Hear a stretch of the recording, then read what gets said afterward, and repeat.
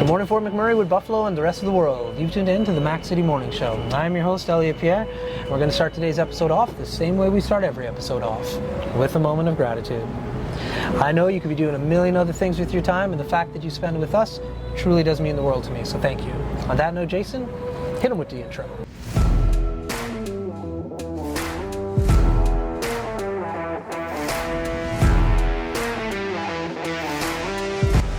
Hey, it's Keith Simpson here. I'm the general manager of Norel Toyota, soon to be Fort McMurray Toyota. Pretty excited for our new dealership. We're here to take care of you. Come on down and be part of our family. And we are back. Big shout out to our title sponsor, Norel Toyota. We really do appreciate your ongoing support. As everybody at home knows, I do not introduce my guests because they can do a better job at that than myself. So, sir, can you reintroduce yourself to the people at home? Yeah, I'm Woahbear. I'm an Indigenous music producer from Edmonton.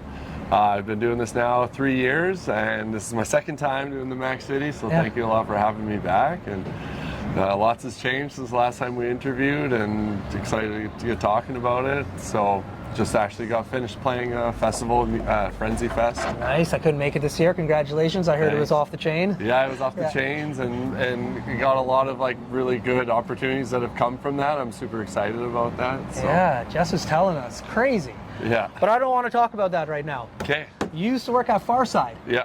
Explain what that must have. That's the coolest spot. Bro. Is it? Yeah. Oh, dude, I used to come down there and get my skateboard, my snowboard gear, 100%. Every time, and I was just like, I had the stickers on my board. Word, yeah. So let's talk about Farside for a Okay, second. so we would just call it FS. That's yes. what we were all. So back in the day, I used to work a weird sort of schedule at my work, and so we had, at times, we would have 7 days off. Yeah. And I've always been big into skateboarding, longboarding. As I got older, I stopped skateboarding, started longboarding for the injuries. Yeah. But I was always super into it, and I would shop there all the time, just like you. Yeah. And it was funny because the first time, or one time I went in there and they were trying to grab a shoe that was my size that was kind of up in the racking. Yeah. And then the girl working was like, oh, you would meet the height requirements for somebody who would work here. We don't have anybody that's 6'3", and so it was a joke at first. I was like, oh yeah, I'd work here 100%. And I already was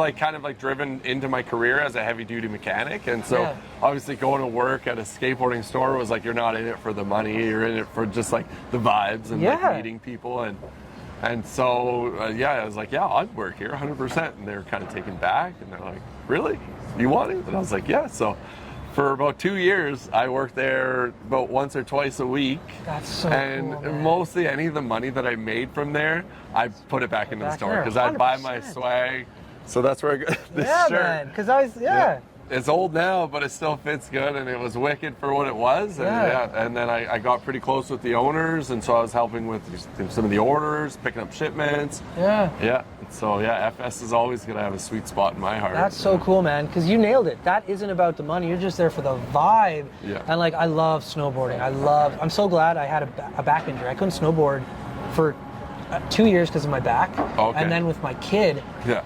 Good luck finding time. No, I wanted to. It psyched me out as a dad. My wife taught him how to ski. Big shout out to my wife. Thank you. Yeah. But she would be him on the skis, and I'd be trailing behind on my snowboard. Yeah. But I'd be paying so much attention to him and being like, oh no, he's gonna fall this time. That I would clip edges.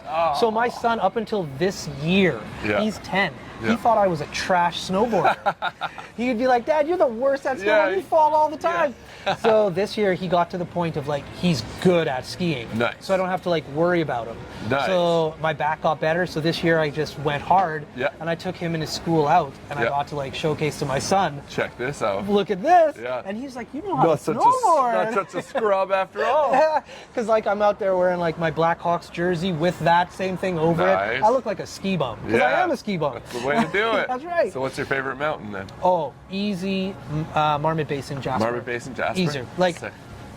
Yeah. Blackcomb, Whistler, amazing. It is what it is. They're the best for a reason. Yeah. But if I just have to play Jasper's Mountain is the best. You can do Nice. everything, beginners, it Yeah. can get hard. Yeah. I know I'm going to throw a little bit of shade on Sunshine, Oh, okay. just a little bit. For a Yeah. snowboarder, there's too many flats. Yeah, the ending's pretty rough. You got to get the momentum to make it back to the chairlift. I do remember that. And Marmot, you can you get good runs. You can Yeah. just cruise out. And especially as an old man now who Yeah. just wants to cruise. Ride it out. Oh, I'm excited. Yeah, man. But my brother-in-law, sorry, this is not about me. We'll talk after. This is about you. Yeah. Okay. Yeah. Let's jump into your DJing career. Sure. I heard Yeah. that Frenzy was huge for you. It was bigger than more than I thought I would get out of it. 100%. So what stages were you at this year? Okay, so big shout out to ETE. I did a back-to-back. Was my first time slot. I did that at the From Scratch stage, which is I discovered this stage last year, and I think we had conversations about it at the festival that I really, really liked what it was and what it stood for. So for those who don't know, they serve free food, and so the people who are going to the festival can go and check out this stage. It's got food, just kind of simple stuff, right? Spring rolls, grilled cheese, miso soup, stuff like that. People can go and check that out while the DJ is also DJing out of the food truck. So it's a good vibe, people feel good about it. And then from the attendees' perspective, it's a good kind of paying it forward from the festival where they're not getting price gouged at the vendors and paying $20 for a pizza, which is good too, but it's nice to get that little payback, little kickback from the festival. Yeah, man. And so we played a back-to-back there, which was big for us because shout out Logan, that's my brother-in-law, I love that guy to death. We've been playing quite a bit lately since I kind of got into playing live 2 years ago. And I keep trying to push him into freestyling, which for those of you who don't know, that's when you actually don't have a plan set list of how the tracks are going to go together. And then what you're basically doing is I would play 3 songs and I would set the vibe. And then after 3 songs, now you have to mix into my 3rd song. Yeah. And then you have to kind of feed off of what I've got, but then also at the same time change the direction of it. And we read the room together, and it's very organic, and it's really fun to bounce off of each other, especially with somebody that you're super comfortable with, I am with him, and he is with me. And then we can kind of start playing around with each other and almost throw each other little curveballs. All of a sudden, for example, he started playing We the Best, DJ Khaled, and it was some sort of a remix of a song. But for a moment, I was like, what is he doing here? How do I don't really have any DJ Khaled, anything in my tracks, right? So then you kind of get to throw each other curveballs and stuff like that. I love it. How did you guys decide on the 3 format? So we've played, I think 4 different times back to back. Okay. And then the first time that we played it, we played it pretty safe. We kind of did 15 minutes each. We each kind of could plan at home.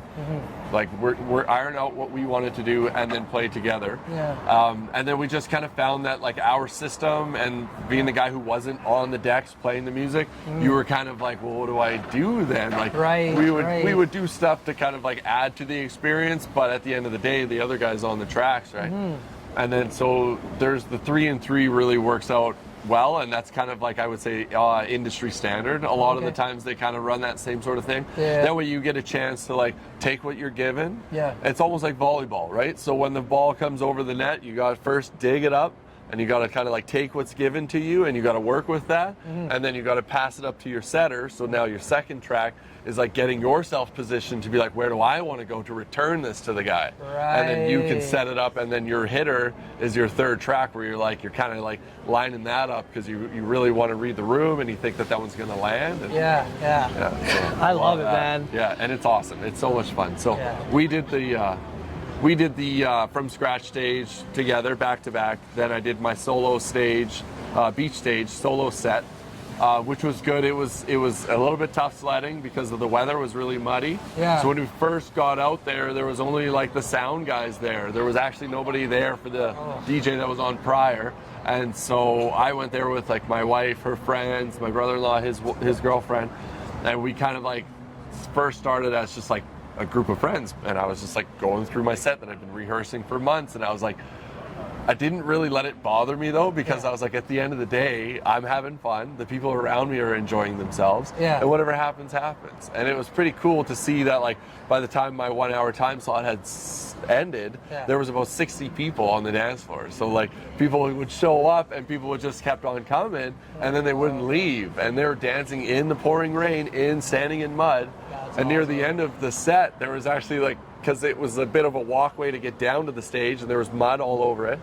So by the end of the stage, it was pretty funny that, like, I would even notice, like, girls would take a spill in the mud on the way to the stage, and instead of being like, I'm gonna go back to camp and change or clean off or whatever, they're like, no, we're going, like, we gotta be there. So it was like super awesome. Yeah, it felt really good about it. That's so cool, man. Yeah. Well, listen, my dude, Jason tapped his watch, so that means we are out of time. But before I cut you loose, you get a shameless shout out or plug. Mic, camera, lights. Have fun. Big shout out to Frenzy Fest, like 100%. Thanks for believing in me. Thanks for giving me the opportunity.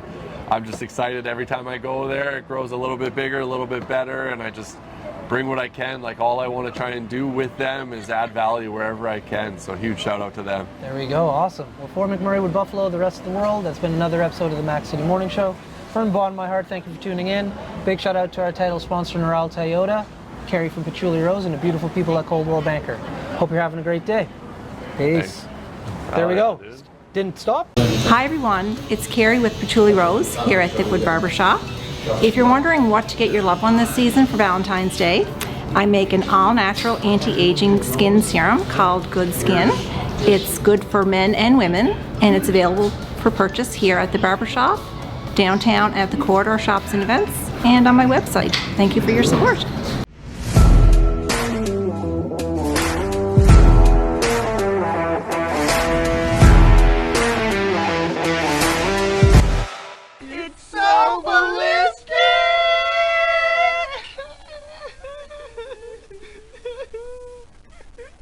Talk about quenching your ugly thirst.